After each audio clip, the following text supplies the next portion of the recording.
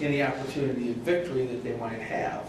And you know, the thing that I look at first and foremost certainly are turnovers, and I can tell you that when you take 14 possessions and you take 4 of them and you give the ball back to your opponent, you certainly limit your opportunities to score and progress your lead. The difference is that they didn't understand exactly what we were saying, and it was a young corner in the first start, and but a very talented corner and a guy who will eventually get this right and understand how to play those routes. But defensively, we gave up 25 yards rushing, and they could not get back to the line of scrimmage running the football, and so that was a very good sign.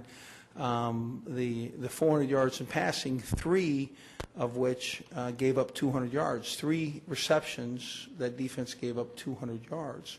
So for us, we fix a couple of long plays on the defensive side, understand the time of the game, and understand our opponent some.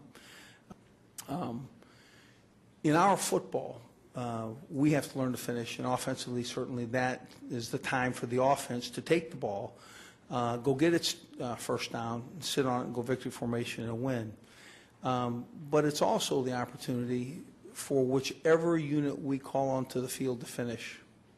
And the responsibility certainly would and should have been the offense's, but it didn't work out that way this day. In this day, we had to send the defense back on the field, and they had to play the back end of the second half. They had to play the final drive, and they played great. You know, there's certainly lessons that we have to learn. But when you call a unit to the field, whether it be a special teams unit that has to kick a field goal to win it, whether it's the offense that must take a 2-minute drive down the field again to win it, or if you put a defensive unit on the field and they're going to have to play defense to win the game, whichever unit you call to the field, they got to finish. And the good news about North Carolina is the defense did, in fact, finish that game off right.